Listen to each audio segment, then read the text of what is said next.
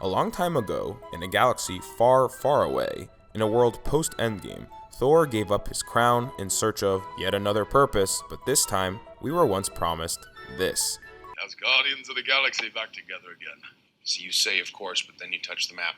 There shall be no knifing one another. Everybody knows who's in charge. This was a collaboration between the God of Thunder, the strongest Avenger, or maybe not, and one of the most iconic ragtag groups ever put to screen, the Guardians of the Galaxy. Not only did this seem like a good continuation of Thor's journey to explore purpose, but also a fun romp between some of the best characters still alive in a post-Endgame MCU. However, instead, we got this. Come, gather round and listen to the legend of the Space Viking. Eat my hammer! Giant goats! Look at those! Now, it's no secret that the MCU has experienced a large drop-off in quality in the 2020s with the end of Avengers Endgame. The Infinity Saga was a masterclass in storytelling where every movie and plot point mattered. It felt like you were watching a long TV series but full of movies that came out a few times a year. The Multiverse Saga, however, has been a collection of poorly disconnected and dissatisfying stories. Some movies have definitely stood out, like Spider-Man No Way Home, Shang-Chi, and especially the movie we will be discussing in this video of Guardians of the Galaxy Volume 3. However, most of these movies in these newer phases were, well, not great. It looked like the MCU didn't really know what to do with itself and where to go. These movies were all disconnected and awkward, and none of them exemplified that more than Thor: Love and Thunder. I mean, cue the annoying goat joke. Now, I don't think it is the worst MCU movie, although it is definitely up there. But it is, however, one of the most infuriating and insulting superhero movies I have ever watched. I really despise this movie, as to me, it represents everything wrong with MCU movies in the post-Endgame era. Scattered and muddled storytelling, horrible and cringy writing, and abysmal action and CGI. But I'm not going to spend this whole video ranting about the fallout of the MCU. Many videos and better channels on YouTube have done that already. Instead, I want to discuss what could have been. Thor was easily one of my favorite characters in the early MCU, and the only one of the original trio that didn't get a proper conclusion. So to see him get this kind of new Marvel treatment of silliness and cringe just bothered me. An adventure with the Guardians, helmed by incredible director James Gunn, would have been an amazing way to progress his story and arc. Especially because Guardians Volume 3 pretty much ended the stories of all the Guardians pretty amazingly. Watching that movie again, I began to think to myself how good and interesting this movie would have been if it included Thor in the journey of the Guardians as they battled the High Evolutionary and concluded all their arcs. Today, I want to explore what if Guardians Volume 3 was actually the Asgardians of the Galaxy. Now, this is going to be a little different than what I'm usually used to, as I usually love rewriting bad movies or stories. I've recreated the end of Game of Thrones and plan to do the same with the MCU post-Endgame. But Guardians of the Galaxy Volume 3 is not a bad piece of media. Quite the opposite actually, as it is far from mediocre, being one of my favorite MCU movies and definitely the best of the Multiverse Saga. But I think this movie would have still been crazy interesting and good, if not even better, if Thor was included as part of the story and journey. I know this hypothetical probably would never have happened way back when with all the initial controversies of James Gunn, but it is a thought experiment and it would be cool to try and remold an already well-constructed movie. You'd think it would make it easier as most of the story and character arcs are done, but it is shockingly more difficult as cause this movie is already really good, how do we stuff it with another major player like Thor and find the right things to cut? Well, in this video, I'm going to try and approach this problem to create this Asgardians of the Galaxy film. To do that, we would have to start with understanding Thor as a character and where to take his journey after Avengers Endgame. After that, we can start to discuss how to incorporate Thor into the film and what characters and subplots we would have to create and cut to work his story around the rest of the Guardians. And finally, once we have the structure in place, we will go scene by scene and I will try to retell the story of Guardians Volume 3 to see if it was now a slightly different movie. We will be transforming it into Asgardians of the Galaxy. Of course. So to understand where Thor's journey should be going post-Endgame, let's go through how he's changed over the entirety of the MCU and each of his appearances. Starting with Thor, this story probably has him undergo one of the most drastic yet straightforward arcs of an arrogant and spoiled child to a more selfless and worthy individual. So far, so good. Avengers has a fairly small role for him, but he becomes more of a team player and saves Earth. Fine. Then we got Thor the Dark World, and here he learns, what does he learn here? Yeah, not a whole lot happens here for his character. I mean, he rejects the throne and goes off to clean up the 9 realms from chaos, but I feel like he would have done that anyway at the start of the movie. It's no wonder this movie is also considered one of the weakest in the MCU. However, I don't think it's the absolute worst. I still hate Thor Love and Thunder way more.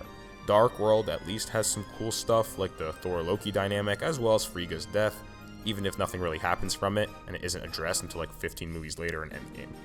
We follow this up with Age of Ultron, and once again, this doesn't have much for Thor, but it does inform him of the Infinity Stone problem and a possible new threat approaching, so I'll accept this, it's more setup. Then we got Thor Ragnarok, easily the best Thor film and one of the best MCU films with a more fun and chaotic story, but still a focused and powerful arc for Thor, where he learns the Asgard's not a place, it's a people. As much as they do bat you on the head with this message a bit, too many times in this movie, it's still the right way for the story to go, where Thor grows into a wise and grounded leader. Then we got Infinity War, and this also has a pretty intense arc for Thor, where he suffers loss and uses it to fuel him for rage and revenge. But this ultimate quest clouds his judgment and he fails to kill Thanos due to his need for vengeance, and well, we get the snap. Which leads us to Avengers Endgame. 5 years pass, and Thor has become a fat shell of himself. Now, I know a lot of people don't like the path the writers took with Thor here, but I love it. Thor feels like he's become a complete failure, so he withdrew from society and decided to cope with heavy drinking and became depressed. It took this new time travel journey where he gets closure with his mom and all the loss he's experienced to try and discover a new sense of self-worth. By the end of the movie, he realizes he must find his own form of self-worth and sets off to find purpose with a group of people that pretty much represent being a group of misfits searching for their own sense of higher purpose as they serve their goal of being the Guardians of the Galaxy. So anyways, Thor going off on an adventure with the Guardians works as he is trying to find a place where he can not only fit in, but find a sense of worth and love. Thor has lost everyone around him and wants to find something new with his life. So his next story and character arc should reflect that journey. He should now start off as someone who is more closed off and angry at the world, but still intent on saving and helping others. Thor Love and Thunder started him off as this narcissist again, which just didn't seem right. He's already grown from being selfish to selfless. Seeing that again is redundant and doesn't make much sense for his story. Now, I don't mind a regression, but it's more like not the right path for his character in the present time. Thor should still be selfless and good here, but his loss of everyone in his life should now want to make him not get too close with others as he now has a fear of losing them. Instead, he still saves people and is a selfless guardian, but he rejects any meaningful connection and views the galaxy as imperfect. He needs to find someone he loves and should care for, which ironically is what Thor Love and Thunder kind of ends with, where the movie concludes with him adopting and caring for a young girl in love. This was the right ending, but the journey in the story didn't really feel earned. Another reason why this movie annoyed me is the missed potential for Thor's ending to hit hard. His care for the girl was a decision he made at the very end of the movie, where the rest of the movie he spent gallivanting around the galaxy, saving Asgardian children, flirting with Jane, and preventing the end of all gods. How exciting! But his heartwarming scene at the end of the movie where he is making love pancakes just didn't hit as emotionally, cause he, well, didn't grow to care for her. I will say though, this was a good scene and the best in the movie. Thor and Love had great chemistry, and obviously this was his daughter in real life. Anyway, if his arc was to care for someone else and find something else to live for, it would have been good to have her be prevalent through the movie and change Thor's thought process. Jane shouldn't even be involved at this point in Thor's story. I mean, in my opinion, Thor had his journey with her in the early MCU, but after Thor the Dark World, she doesn't really come up again. There are a few throwaway lines here and there, but even when Thor refers to her in Endgame, this is what happens. Asher James is an old flame of mine. I got to introduce her to my mother. She was dead, and Thor was way sadder of all the loss he had suffered, and at this point was growing to find a new sense of purpose. Jane wasn't important anymore. Notice how even when he goes back to 2013 Asgard, he runs away from seeing Jane and runs into and wants to talk to his mom instead. Having Thor care for a young child would have been a great way to grow and conclude his journey post-Endgame. Now that we know where Thor sits in his story and where we want his new character arc to go with learning to care for a young girl, this brings us to integrating his story with where he last left off. So to do that, we have to start to edit the story of Guardians Volume 3. The plot is already pretty solid, of the Guardians of the Galaxy going up against the High Evolutionary who wants to create a perfect society. This is literally the perfect thing for Thor to also go up against. With the Rocket backstory, we already have a meaningful connection for Rocket to the villain of the High Evolutionary. However, the High Evolutionary's motives and goals also mirror Thor's actual psyche right now. He also doesn't have a big connection to anyone, seeing everything as imperfect, and how he has to save people and the world. They just do it in different ways, and Thor is much better in how he does it, obviously. He's the hero. Inputting Thor into the story of Guardians of the Galaxy Volume 3 now kind of feels right. But if Thor is in this narrative, how will it make the movie feel? We can't have this movie feel overstuffed and the dynamic between the characters get complicated. Plus, we still need the little girl for Thor to care for. Well, this little girl, or Love as I will be referring to her for the remainder of the video, can be another easy addition to the story of Guardians 3 as one of the young children who is experimented on by the High Evolutionary. We saw many of them throughout the movie. Having a larger role for one, where Thor and Love grow to care for each other, seems natural, but to make their love and growth more special, as well as for the Guardians with each other, like we can't take away Quill's journey with Gamora for example, we need to take Thor out of the main plot and have him go on his own subplot and sub-journey that eventually intersects with the Guardians by the finale. I don't think that would be impossible to integrate, as we have already seen James Gunn do this with Harley Quinn in the Suicide Squad movie he did. There, he takes Harley out of the plot of the main squad and then weaves her in naturally in the very end. So for that to happen, we have to take Thor out of nowhere and into the lair of the High Evolutionary so he can start to interact with Love early and not interfere with the Guardians as they travel to Orgocore and eventually counter Earth before they all end up in the flying fortress of the High Evolutionary in the climax. Bringing Thor on his own mission there will also give us more time with the villains and Thor interacting with the villains, which would also work for the story. However, if we have Thor in the story now and more time with Love and the villains, the story may start to feel bloated. I mean, the movie is already 2.5 hours long. So as I started to weave Thor into the story, I started to realize one thing, which will probably be my most controversial change. I think this story should eliminate Adam Warlock and the Sovereign. Now, hear me out, I do like Adam in the original Guardians 3, but many times he feels tacked onto the story. I think cutting out his scenes as well as those of his mother with the Sovereign would shave off some time for Thor. Adam can be introduced in another MCU project down the line, it just doesn't have to be here. It's not like he's essential to the story. Now, I can already see people thinking, well, doesn't he start the whole plot by trying to kidnap Rocket at the beginning of the movie and causing their adventure? And yes, this is true, but this could have been anyone working for the High Evolutionary, it didn't have to be Adam Warlock. Which brings me to my last minor change before we start moving into small changes. Who attacks nowhere, and how do we get Thor out of there early while the rest of the Guardians go to Orgocorp? Well, what if we create two characters, a duo of brothers called the Butcher Twins? They can be the main two bodyguards of the High Evolutionary, serving as his kill squad who were created to do his bidding and grown over time, and at the beginning of the movie, attack nowhere instead of Adam to try and kidnap Rocket as well as another character, Mantis. In the opening, after incapacitating most of the Guardians like Drax, Groot, and Nebula, like in the main film, Thor is the one who actually stabs one of them when he's getting to Rocket, kinda like Nebula stabbing Adam, and he retreats, while the other meanwhile kidnaps Mantis and they flee. This starts the action of the movie, where Thor will want to quickly track down Mantis and these Butcher Twins, while the rest of the Guardians need to save Rocket. Okay, so that was a lot, so I am now going to try to explain myself. First, let's establish the importance of Mantis. I genuinely feel like Mantis had the weakest arc in the main movie and felt fairly glossed over. It would be good to give her more stuff to do and more connections to the villains at hand. With her unique emotion powers, she would be a great asset for the High Evolutionary to want to achieve. If he is trying to create the perfect world, it would make sense for the High Evolutionary to not only want 89P13's brain, but also Mantis' emotional core.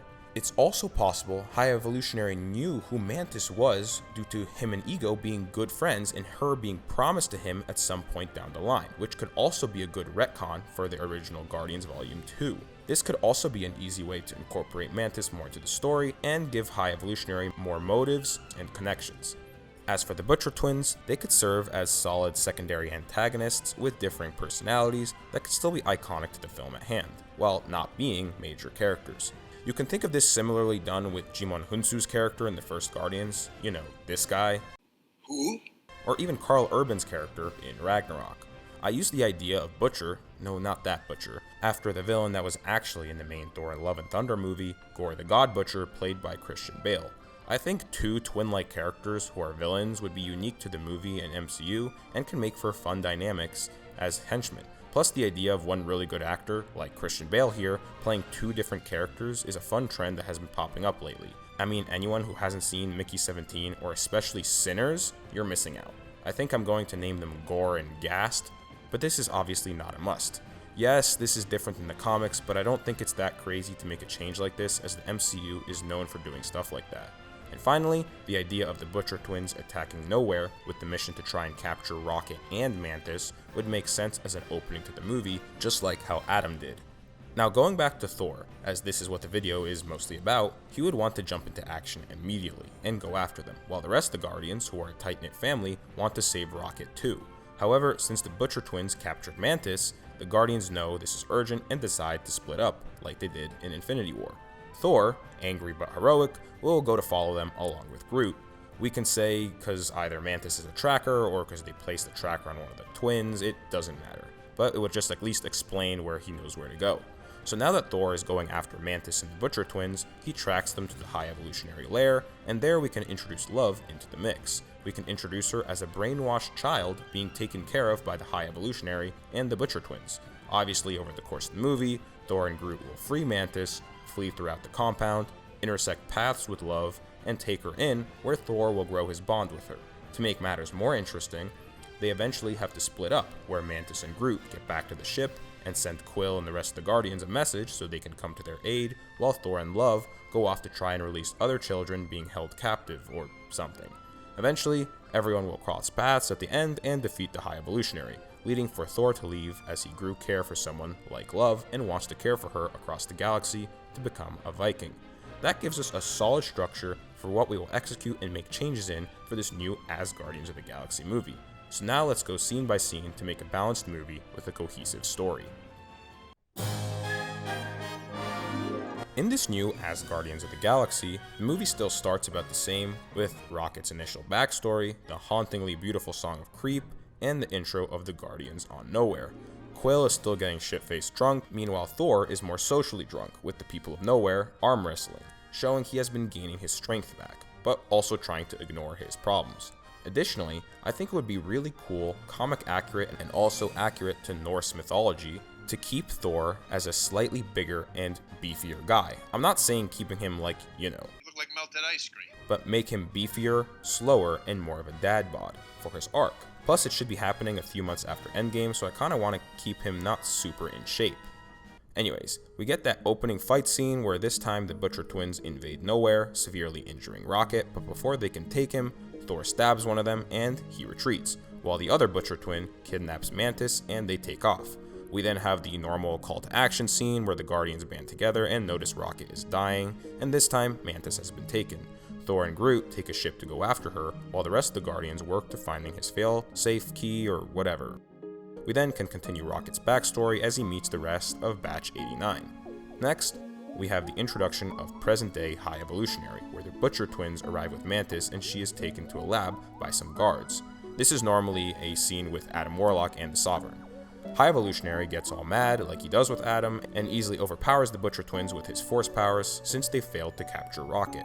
As the High Evolutionary leaves them, we are introduced to Love as she runs into the hangar and seems to have a nice rapport with one of the Butcher Twins named Gast, while Gore seems annoyed by the exchange. Love seems very happy and excited to help them with Mantis, where we then get an exchange between the two brothers where Gast explains he wants the girl to be happy for as long as she can, even though they know what will happen to her. This begins to show the differences in the two brothers to characterize them better as secondary villains. We then get an extra scene of Thor traveling with Groot as they fly to rescue Mantis. Here, we can actually establish Thor's growingly closed-off personality, but where he still wants to save people. We can mention that Thor has seemed to be hiding his feelings around nowhere and taking it out on oppressors hurting others in the galaxy. He wants to save people, but he sees the galaxy as a noxious weed and imperfect, drawing parallels to the High Evolutionary. He wants to kill those who took Mantis and hurt Rocket. Using Groot here would be a good way to show his inner dialogue with external words. We then gotta transition back to the setup for the Guardians infiltrating OrgoCorp. There is no Mantis or Groot this time, but they don't really affect these scenes that much, so it's fine. We set up Quill and Nebula's arcs and introduce Gamora and the Ravagers. We then cut to another one of Rocket's flashbacks, this time introducing his closeness to the High Evolutionary. Then we get our second new scene in Thor and Groot infiltrating the High Evolutionary's lab. They split up inside, and Groot finds a child being experimented on in something called the Happy Place, where the High Evolutionary and his doctors speak. We then cut to Thor, where he finds the Butcher Twins and Love prepping Mantis for some procedure and inject her with something, taking some sort of fluid out of her body, and then speak on comms to notify the High Evolutionary. The Butcher Twins, particularly gassed, thank Love for their help, and she mentions if this means she will go to the Happy Place. But the conversation gets interrupted by Thor, who attacks them. We can have a fun fight scene here of Thor fighting both the twins and starts to get overpowered before Love tries to interfere. This causes Gas to get distracted, and Thor is actually able to kill him and knocks aside Gore. Love starts to scream, and the High Evolutionary comes in and incapacitates Thor. The High Evolutionary angrily tells Gore to get the child out of there and tricks her that she deserves the Happy Place, so she complies. We can then have the usual bad guy monologue by the High Evolutionary, where he explains the idea of the perfect society and why he needed Mantis and her emotional powers, told to him by his late friend, Ego. Thor then sees Groot slowly creeping in and using his tree powers to unbind Mantis, causing a distraction and allowing Thor to break free and escape with Groot and Mantis. So this fairly long scene moved the plot forward by having Thor free Mantis, kill one of the Butcher Twins, and encounter the High Evolutionary and Love. We get some explained motivations and set up stuff for later, with Love being taken to the Happy Place. We then move on to one of the other main acts of the movie in the OrgoCorp heist, which stays about the same, but like I said earlier, there is no Mantis or Groot, so they escape using some escape pods or Ravager's help. It really doesn't matter. Since this is a fairly long scene, we gotta transition into the second act. We first do that with another Rocket flashback, where he begins to bond with his friends and they name themselves. I like this scene. We then have our third new scene in Love being brought in by Gore into the Happy Place chamber. She is distraught over Gast, but Gore is pretty unemotional here, so she runs away when he's distracted and running into Thor, Groot, and Mantis. Gore comes after them, but Thor knocks him aside easily and is actually going to kill him, but Love says not to, and he caves, showing signs of the caring Thor still inside him. We then have our first interactions between Thor and Love, and they're not too pleasant.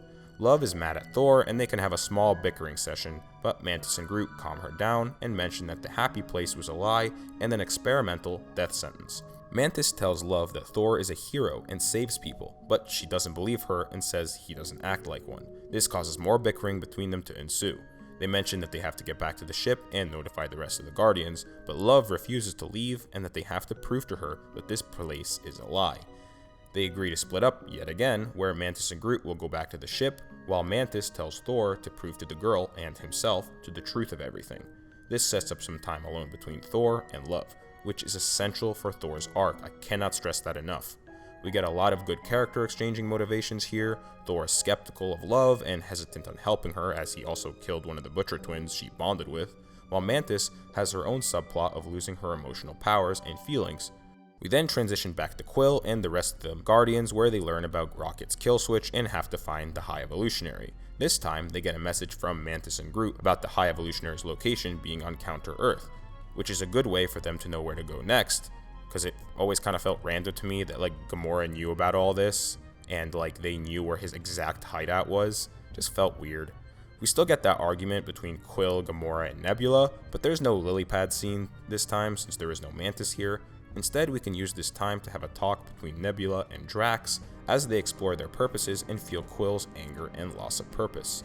We cut the Adam Warlock scene on OrgoCorp, as funny as it is.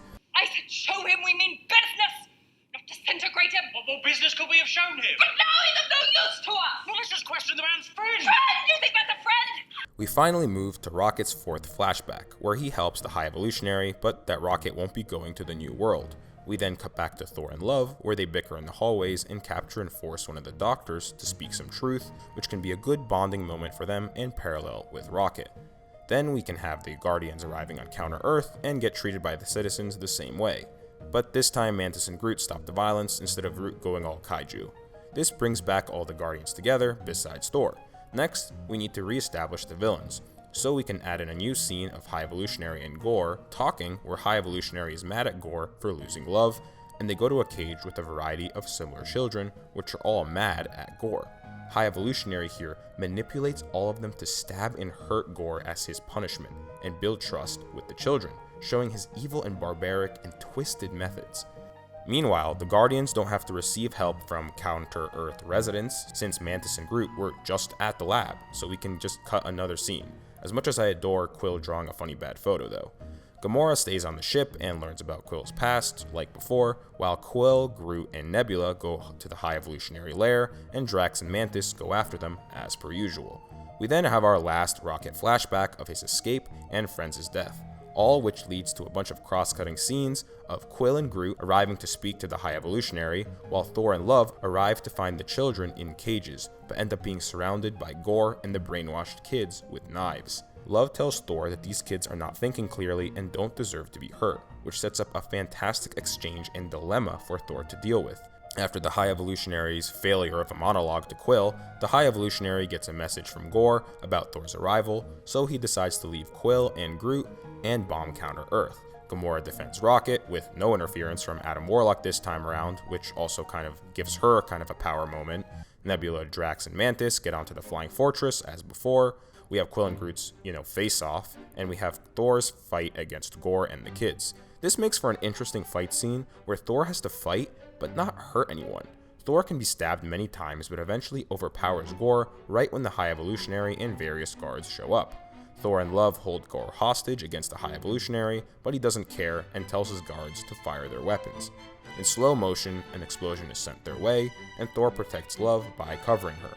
We then have a small cut of Quill and Groot being picked up by Gamora, and right back to the High Evolutionary, who now can't find Thor and Love in the wreckage. He finds Gore and kills him, while telling the guards for the kids to be transported to the cells for incineration in the morning. Nebula, Drax, and Mantis enter into the Flying Fortress and watch these kids start to get put into cages. This brings us into the final stretch of the movie and video, where Rocket has his near-death experience and ends up being saved, which is followed up and paralleled by Thor's near-death experience as he is cared for by Love. She is revealed to have some love-inspired healing powers, causing Thor to heal and regain strength.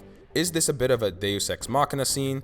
Yes, but it works thematically and for Thor and Love's arcs. I always think that's an okay thing to have. I mean, the finale of Season 1's Mandalorian feels very similar to this in my mind, and that was always well received. Plus, a nice heartwarming scene of Thor admitting his emotions, regrets, and loss would work well here, and for Thor to bring that out of him would make sense. This is a scene that is pretty typical in most movies for a hero character anyway, like I said before, but it also kind of reminds me of the scene of John McClane in Die Hard talking to Sergeant Powell about his regrets. Anyways, after Rocket survives, we have his reunion with the rest of the Guardians on the comms, and High Evolutionary arrives and threatens to kill Nebula, Drax, and Mantis unless Rocket comes back to him, as in the movie. However, we can also have him mention Thor here because, he's also in this movie. This leads us to set up the endgame and climax of the movie. We have that scene of the High Evolutionary going off the rails, but we can even expand on this a little by having his obsessive hatred for the Guardians culminate in him wanting to wipe out the home planets of these so-called Guardians, starting with Earth. We then get that scene of Drax with the kids, which I always thought was so heartwarming. We get the help of the Nowhere crew, and the High Evolutionary decides to send Nebula, Drax, and Mantis to the incinerator, not have them go up against weird monster things that don't even kill, because that just wouldn't make any sense. So this time, when they are on their path to the incinerator, who would save them than none other than Thor and Love, Toy Story 3 style. We then get that cool showdown setup of all the Guardians meeting up, Thor and Love included this time, and the whole "I'm done running" sequence. We get that amazing one-shot action scene, they begin to rescue all the kids onto Nowhere, meanwhile Rocket finds the raccoons and comes upon the High Evolutionary. Like usual, Rocket outsmarts him, and the rest of the Guardians come together, with mainly Thor, Quill, and Rocket delivering large blows, and the final stab being done by Love and Thor together, rather than with Gamora. Like in the main story, they don't kill him, and this decision is made by Rocket and Thor this time, completing each of their mirrored arcs. The rest of the ending goes about the same. Everyone escapes off the massive ship, animals and kids alike, but we don't need Quill's fake out death, and there's no Adam to save him anyway. It was always a bit cheesy and pointless to me, but I do think all the Guardians hugging it out together works, and I actually think Thor and Love would join in on this. Then we get the epilogue of all the Guardians going their separate ways. Quill goes back to Earth to address his past, Gamora joins the Ravagers, Nebula and Drax run nowhere, Mantis goes off in search of purpose, Rocket and Groot run the new Guardians, and finally, we have Thor leaving with Love to take care of her as her makeshift father figure and train her to be a Valkyrie, this time ending his character in a more satisfying way. Here, we can now have his scene of making the pan flaps for her, like in Thor Love and Thunder, the one not really bad scene. And that's Asgardians of the Galaxy. To sum up, we incorporated Thor into the story by having his arc grow from an angry, closed-off god to a caring father figure who found someone to live for and care for. His story being incorporated into Guardians 3 also worked due to parallels with Rocket, Quill, and even the High Evolutionary, as well as working within the themes of that movie. Love was also a strong addition to the plot throughout the story, rather than just being introduced in the end. And finally, we had some minor changes too, such as centering a bit more stuff for Mantis, adding in the secondary antagonists of the Butcher Twins, mainly Gore, and taking out Adam Warlock so he can be used in another project properly. I know this was all a fun hypothetical, but it sometimes makes me think, what could have been if James Gunn had access to a story for the Guardians that also included Thor after the events of Endgame? A story for Thor that didn't just boot out the Guardians 30 minutes into the movie, but rather a story that incorporated their arcs together, making for fun hijinks, but ultimately still giving Thor his own journey for caring for a young girl in love. Thanks for watching, everybody. Please leave your comments about this below. Please like, comment, and subscribe, as I have been rebranding my channel. If you love movies and TV shows as much as I do, or even if you love seeing some fun analysis, check out some of my other videos. Thank you again, and goodbye, everybody.